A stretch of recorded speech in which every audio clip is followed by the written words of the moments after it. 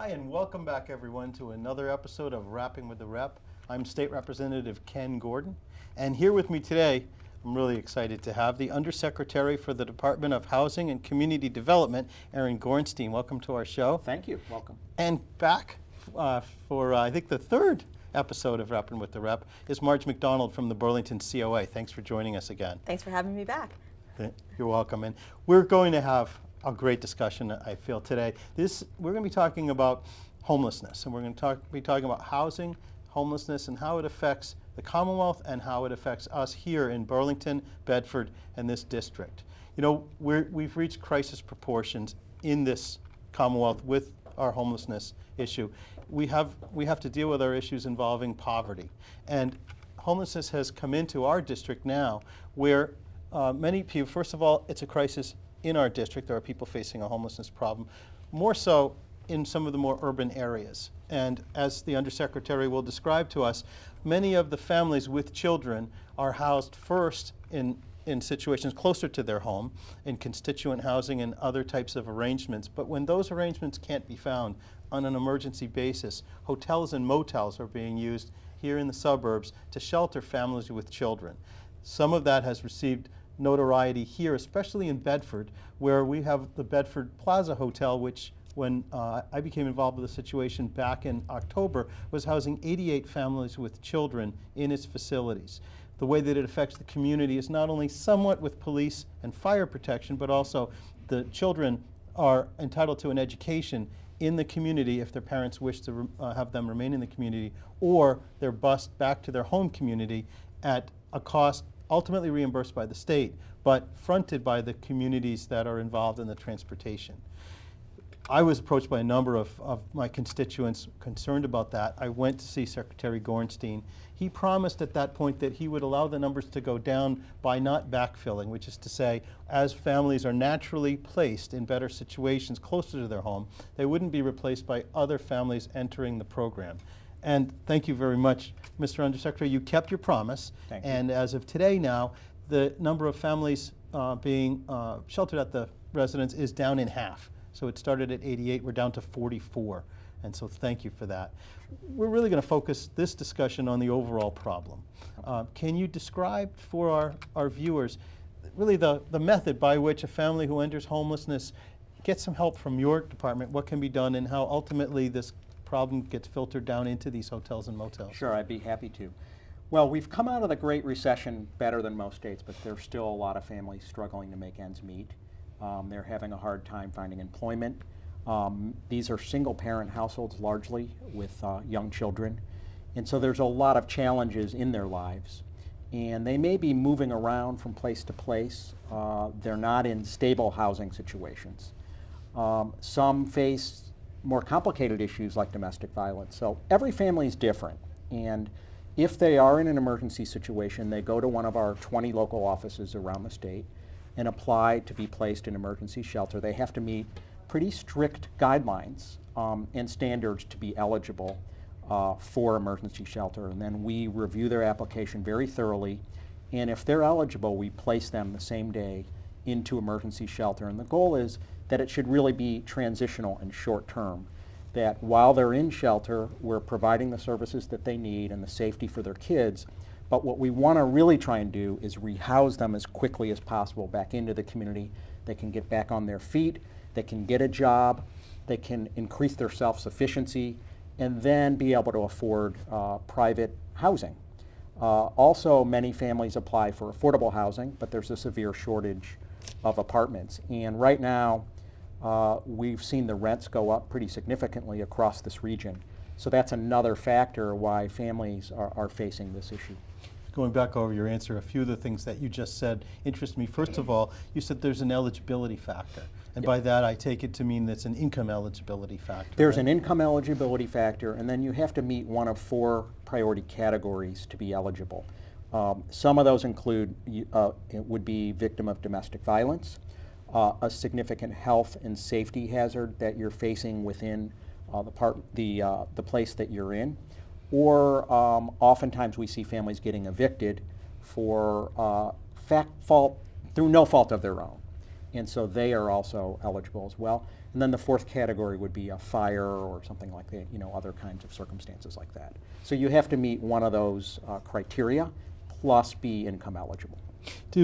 I heard a statistic with regard to some of the families where at least one, if it's a single mom or if there are two adults, that 29% of the adults are working. They're working usually minimum wage jobs. Is that consistent with what you've been told? And We if so, do see a lot of families who do work, and then they're still struggling. As I mentioned, they may be working part-time or at minimum wage jobs. And so what we've really focused on is increasing the skill level of the families, placing them in jobs, having them enroll in job training as well. That's been a big focus of ours. We've launched a whole new effort with the Fireman Foundation, with the private sector, and really working in 5 different regions of the state. And just in the past year, we've been able to place over 300 families into jobs. So the goal is to get them employment so that their incomes go up, and then they won't need to rely on emergency shelter. They'll be able to move into private housing. do you get involved in training programs at all? Yeah, so we're working very closely with Labor and Workforce Development on job training, the Department of Transitional Assistance, and the Fireman Foundation, as I mentioned. The other key part of it is childcare. So Absolutely. even having the job, there's an issue of, can I get childcare for my kids? So that enables the parent to go out and work. And that's also a huge issue in Massachusetts, and tremendous demand and need for childcare as well. Is what can be done with respect to that? Because you're right, if you've got a single parent with children, what can they do? If they're paying $6.50, $7.50 for their children to be cared for, they can't take an $8 an hour job, a minimum wage job. Yeah, unfortunately, the governor has proposed increased funding again this year for early education and care to be able to open more slots for low-income families. And we've worked very closely, and I've worked closely with Commissioner Weber on really trying to set priorities for some of our families to be able to access those child care slots as well. That's important, and Yes. thank you for focusing on it. Another important issue dealing with the families staying in the motels is medical care, dental care, some of the basic needs of the families living there, because they've been removed from the communities that they're most used to, and now they're in Burlington, they're in Bedford. What is being done to just match the families with those Sure. basic needs? Well, it's particularly an issue for families that we have to place in motels temporarily. Right. In our regular shelter system, our providers are really making sure that families are accessing the medical care that they need. They're getting 24-hour staffing. They're getting a range of different services. That's why I want to beef up those transitional supportive housing settings as an alternative to relying on the motels. But in the motels themselves, it can be a challenge, as you know. And what we've done is we have a team of staff from the Department of Public Health. We help fund them through a contract, and they go out to every motel and do outreach to each family, making sure they're getting access to the health care that they need, making sure they're getting access to the food they need. We're also working closely with the Department of Children and Families. So really a combined effort with the different state agencies to do outreach to the families. Then we also have our own providers who we're also engaging in working individually with each family. And then through your leadership and others, we've really been able to mobilize volunteer efforts in the community, and that's really important too. And I've been heartened by the interest among the residents in your district and others. They really care about the families. They want to do outreach and make sure that they're getting the help they need. I've gotten, in fact, there's a team of volunteer doctors that have been going out to the motels and we're helping to coordinate that. So that's great to see that working. Yeah, and I know that some of the folks from my district have been out to see you to describe the efforts and the work that they've done. One of the things that people have been involved with is addressing the needs of the children. We've got very small children that are living in these motels, and they're frightened, and they're alone, and they're isolated. Some of them are going to schools that they haven't been, and the ones that aren't old enough to go to schools are living in a motel where there's basically not much to do. Are there programs in place to address the needs of the children living through this situation? Well, we're working with Horizons for Homeless Children really to try and get more play space out in the motels and to have some recreational activities for them. Again, there's a lot of volunteer groups and church groups that are helping us in that regard. So we really are trying to marshal the resources we have and really tap into our volunteer base. And I think it's a great way for volunteers to help out is to go visit the families, play with the kids after school, help them with their homework, all those kinds of things we take for granted. Even doing homework in a one-room motel is a challenge. It is. To find the space to do that, the quiet space the kids need. So we're very sensitive to that issue. It's another reason why we want to make sure to try and rehouse the families as quickly as possible, get them back into their own home where they would have those kinds of opportunities. Right. And I know there's no need to remind you of this, but it's expensive as well. I know that you're paying about $82 a night, in Bedford anyway, for the rooms, and I hear over and over again people telling me, well, that's insanely expensive, in fact. It's more than a lot of people are paying for a motel when they go away. But and I think I'd like you to address this, but I think what they're missing is these are emergency situations. It's not what you would choose to do. And in fact, it's a very short-term fix. It's a short-term fix. And it is true that it's much more cost-effective to work on prevention of homelessness in the first place, which is really what we're doing through the RAFT program, a great program where a family can get a little bit of help, some short-term help, to tide them over, to help pay the back rent, any kind of utility costs, to avoid eviction so they don't have to go into shelter. So that's helped 3,000 families just over the past year, thanks to the generosity of the legislature to increase funding for that program. It's critically important to focus on prevention. And then, of course, for more permanent affordable housing. The legislature just passed, with your help and others, and Chairman Honan on the House side and Senator Eldridge on the Senate side, a $1.4 billion housing bond bill. We need to invest our state dollars into permanent affordable housing, and really that is the way to go. But some families need help in the interim for a short period of time. The average length of stay is about 6 months. We want to help them back on their feet. And in Massachusetts, we help those families into temporary shelter. In other states, they may not be able to get that help, but I think I'm proud of the fact that in Massachusetts, we are willing to help these families. And yes, it does cost some money in the short term, but I think we help thousands of families every year to get back on their feet into permanent affordable housing. And so I feel good about that, but it's true that it's, the emergency shelter, comparing that to some other ways of helping families, I could see why people would say, that's really expensive to do. But I think it's something that our state has decided is necessary in the short term.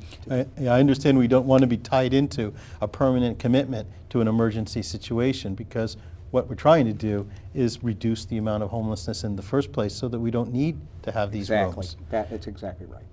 So Marge has graciously volunteered to be with us to talk about some of the issues that involve senior homelessness, when oftentimes people will outlive their savings and they're relying on their Social Security income. And you hear about these at your job at the COA. We're also seeing an increase in foreclosures on people's homes. So folks who had, thought that they were okay, they had saved all their lives, they put all their money into their home thinking this was their security, and now all of a sudden they can't make their payments on their homes for whatever reason. Sometimes it's adult children getting in the way, sometimes it's their own spending, sometimes it's no fault of their own, and they're just, all of a sudden they're out on the street, and there's not often enough time for them to apply for elderly housing or regular housing if they're a family, just because there's such a long waiting list. The waiting list, I believe now in Burlington, is 1 year if you're not a veteran. So your bank gives you 2 months notice and you're out on the street, poor little old lady, so to speak, sorry ladies, they're out on the street, and that's a tough little, that's tough for them to swallow. What resources are out there for those folks? Well, in terms of foreclosure, the situation's improving, but you're right, there's still families struggling and going through foreclosure, but it has gone down about 70% just in the past year or so. And so I think we're past the peak period of foreclosures, which really was very problematic. I think there are a number of foreclosure counselors out there. There's resources that people can avail themselves of. My recommendation is immediately when you get into trouble, when you're falling behind on your mortgage, contact the homebuyer counselor, contact the foreclosure counselor. They can really help you work with your bank, and sometimes a modification of the loan works. Sometimes you can get some emergency help so that you don't have to go through the process. Sometimes there's a way to just move sort of into a better situation But there are, on our website, on mass.gov/DHCD, all the foreclosure prevention and counseling resources are available through the various state agencies. Also, the Attorney General's office has launched some major initiatives around foreclosure as well, so contacting the Attorney General's office would be important. Okay. I'd also like to add, obviously, for seniors, contact your council on aging if you need help going through the process of getting help. What about those folks that just, they can't afford their rent anymore? That's tough, because you're right, there are waiting lists around the state for both family and senior housing. And so we've been developing more affordable senior housing for lower income seniors, because people want to be able to stay in the community. They don't want to have to go into any kind of institutional setting. They want to be able to stay preferably in the home that they're in now with some services, and that's where the Council on Aging comes in, and the home care agencies and the ASAPs all are so critical to having people be able to stay where they are in their community. But we need more affordable senior housing as well. And what we've been developing and funding is senior housing with services so that people can age in place. They can live independently for longer. They'll avoid going into a nursing home. And when the representative mentioned about taxpayer costs, this makes a lot of economic sense to be able to fund the services in the community much less expensive than nursing home care or other kinds of institutional care. So we're very focused on building more community housing for seniors around the state. And it's largely been through the nonprofit organizations that have stepped up, a lot of faith-based organizations who work on senior housing. But I tell you, there used to be a great program at the federal level called the 202 Elderly Housing Program. But that funding has been cut back. It's one of our challenges that at the federal level, a lot of the housing programs have been cut back. And so now it's been up to the state to kind of shoulder that responsibility. It's very tough to do when the state's trying to meet a lot of other needs. What are those issues that have come to you as a result of federal cutbacks that we right now we have the situation with the fuel assistance program, the LIHEAP program. So a lot of low-income seniors and families are actually out of oil heat because the cutbacks at the federal level have occurred. And so we did get a little bit more money in, which was great, and the governor has been the chief advocate for this nationally to make sure that the federal government funds this program. It's just one example. The other is the Section 8 rental assistance program, which many senior citizens rely on. And that program was cut back by $20 million for our program in Massachusetts. So we've had to freeze any new vouchers. In other words, we're not able to help new families with Section 8 rental assistance off the waiting lists. Right. And so that's another big cutback that we faced. And that's about a 5 or 8 year waiting list at this That's point. right. Yeah. So even before the cutbacks, now it's even longer. And that seems to have created that bottleneck from which the rest of our problems we're discussing sort of form. Yeah. Because if we could release that pressure and get these folks housed, Absolutely. everyone would come through the system. Yeah. So building more affordable housing, providing rental assistance, those are some of the strategies we're doing. And the third one is really preserving and revitalizing the housing we do have. So a lot of the housing, like the public housing, the senior public housing in Burlington or other communities, was built years ago, mostly in the 60s and 70s, and even after World War II. And they're aging. Those are old buildings that need to be fixed up. We want to make sure to maintain those properties. And again, we've been investing about close to $100 million a year in just our state public housing to make sure that that infrastructure investment takes place so we have that senior housing going forward, and then providing the support services to those senior citizens in elderly housing. 2/3 of our state public housing is for senior citizens, so it's really important. Is there anything in this area that's in the pipeline? For renovation? I'm sure there is. I don't have. For new? For new, there probably is. I don't have it off the top of my head, but we're always funding new affordable housing developments. And also, I'm sure that the housing authorities around here are utilizing our funds to fix up and repair senior public housing, which is... I see that happening. Yeah. I know there's some new congregate housing coming online soon. Do you have any information about that? For permanent congregate housing? Right. I don't know. I mean, we're trying to expand our congregate transitional housing for the families that you were talking about earlier, Right. as an alternative to the motels. But in terms of other congregate housing, Mostly what we're funding there is independent apartments for seniors as opposed to congregate housing. And a congregate housing, for the benefit of our viewers, that's a facility where 2 or 3 families or more can get together. Yeah. They've got a little more privacy, they've got a kitchen. Correct. And there's also some supervision. There's a person who works there to provide services That's as right. well, right? Mhm. So it's a little bit more efficient way. Yes. And a little bit more of a dignified way for the families to live, because when they're in, especially the families with children that we've been talking about, when they're in 1 room or 2 rooms, Yep. crowded And together. it can be a it's hard. great support network for the families. So I mean, we see that with those congregate programs, with the families, there's workshops on site, families are supporting each other, they're helping with babysitting, all those things. We talked about childcare. Right. It really makes it easier for them. So we really think this is a very good model to try and expand, and just so much better than the motels. Right. And that's what we're really moving towards, trying to reduce as quickly as possible the families in the motels, and in some cases relocate them even temporarily into congregate housing, but also then into permanent affordable housing. Yeah, many times the congregate housing is then closer to the communities. That's true, And they too. can go to the places that they are used to, their medical appointments, their places of worship Correct, yeah. that they're more comfortable with. I have a couple of figures I want to throw out there. Not necessarily that you have to answer to these, but Okay. that 33% is the number that homelessness is predicted to increase between 2010 and 2020, doubling by 2050. Homelessness among all age Seniors. groups? Seniors, But okay. seniors. And that's obviously going with the increase in seniors, baby boomers becoming seniors. Also, 33% of current workers are going to rely solely on Social Security, which is a really scary number. You did your homework. I did my Very good. homework, yeah. Well, it's certainly, we do see, and there are a lot of great organizations working on elder homeless Mm-hmm. issues. But and really, for those, they really look at 50 and over. Right. And consider elderly, because many of these people have been on the streets, Mm-hmm. and they age much more quickly, have a lot of medical complications and challenges. So there's the Healthcare for the Homeless program Mm-hmm. in Boston that serves the area, but then there's a program called Hearth. Mm-hmm. And they're providing supportive housing for seniors, so they don't become homeless, and getting people really right off the street into permanent housing. It's just been a fabulous success.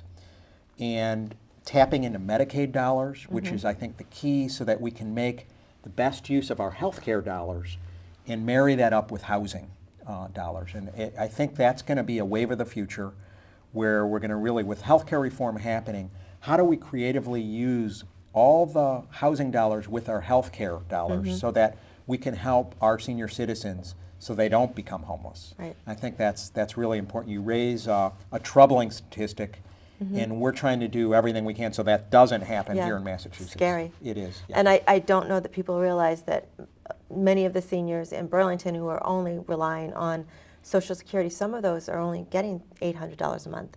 Yeah. You add your property taxes are more than that in a year. So it can be tough.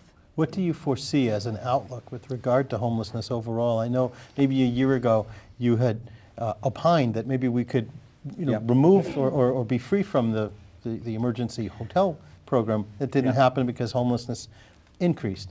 Well, How does it look? some call me too optimistic, so with that caveat, because I really always do look at the good things that everyone's doing, and not just the state and not our agent, but I'm talking about at the community level. That's where it all happens. And the great work that's going on with our providers, with the nonprofits, with the volunteers, who are just helping thousands of families every year.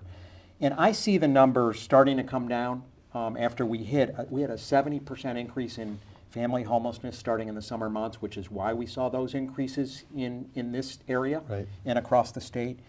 And that now is leveled off, it's coming down, and I'm optimistic that we're going to keep at it and keep making progress. We have no choice, really. We have to do it. We have to do it for the families, for the seniors, and we need to do it for the taxpayers, because it's much more cost effective to have people in community-based housing, as you said. That requires us to invest in the right programs in a smart way, which the legislature has been a great partner in doing, working with our local housing authorities, our nonprofits, the municipalities. really, it takes everyone working together. So I'm hopeful that we are going to see significant progress over the next several months. You know, it's hard to predict, though, because a lot of things are sort of out of our control on the economy, whether the job front, how much rents might go up in any given period of time. All those things, the foreclosures you mentioned. There's so many factors at play, and we don't have control over those. Right. But there are things we can do in a much better way. And one of the things, Representative, first, thank you for your leadership on this issue. You've been outstanding. But also, thank you for your ideas and thoughts, because that's what I'd like to hear from people watching this show. What ideas do people have that we should be doing in a better way? What are we missing? I'm always looking for, there's no magic bullet, and I think everyone probably acknowledges that, but there's always better things that we can be doing at the state level and then in partnership with the cities and towns. So, Well, I think one thing that we're looking at the state level, and each of these ideas has an interplay with the other. Yeah. And where I'm involved with raising the minimum wage, I'm involved in the committee on the minimum wage. Yeah. And when we're talking about people that can't afford their rent and they end up in an eviction yeah, situation. absolutely. And some people have come to me saying, well, it will harm our economy if we raise the minimum wage. Well, in one way, they're looking at the problem isolated. But then if it creates or causes more homelessness, if it creates or causes more reliance on welfare and other types of services, cash assistance, well then have we helped ourselves at all if we're shifting people from one form of assistance to another, or in this case, making a few more dollars an hour at their job so that they can avoid falling into the systems that we then as a government administer. Yeah, I think that's a big piece of the puzzle. Right. And then investing in the job training, partnering with the private sector, so we're matching up families and senior citizens who want to work, mostly families, although there's some seniors who certainly would want that. But especially for our younger families, getting them into the workforce, absolutely essential. And it may mean, going back to school or, further education, which is so important, linking them up with the community colleges. It's all interconnected. And so the good thing is it's not just about the government spending money. It's really the partnership with the private sector. Virtually every program we run at the Department of Housing and Community Development is done with the nonprofit sector, the private sector as partners. It's not just the government, although the government investment's critical, but it's just one piece of the puzzle. Oh, you're absolutely right. Sometimes it's the starting point, but it's that partnership that really makes that progress. We talk about that with respect to transportation in this area, with respect to education. We're blessed that we have a wonderful vocational education school at Shawshene Tech in this district, and they offer adult education for people who have lost their jobs when in this area technology has passed them by, and they need to be able to catch up. The economies of scale aren't there, so that there's in-job training offered by the employers, so they're there to do that as well. So as you say, they're all pieces of the puzzle, and the homelessness situation that we find ourselves in is a piece of that overall problem. Absolutely. So I appreciate the work that you've done from an overall view of addressing our homelessness problem, Thank as you well very as much. Thank you. as the way it's affected our district. Thank you. Marge, did you have any last questions? I think just one last parting shot. Well, not shot. She saved this one. No, I think that supportive housing is definitely the wave of the future for seniors, not just to keep them from being homeless, but to keep them out of the nursing homes. Assisted living is not cheap, and the majority of folks in this area can't afford it. I And absolutely agree. the cost of living is so much higher than their Social Security checks that I think it's very important. We need more affordable assisted living is what we need in the state. And there is assisted living for people who can afford it, and it's really expensive, but you're right. For the middle class seniors and the lower income seniors who are on fixed incomes, they have far fewer options, and we need to try and expand that. Yeah, if you fall in that little crack between being wealthy and being so poor that you get help, Right. you get into trouble. Right. There's nothing for you. These are such important issues. Thank you both for coming on the show. Thank you you everyone for tuning in, and I will see you next time on Rapping with the Rep. I'm State Representative Ken Gordon. Thank you.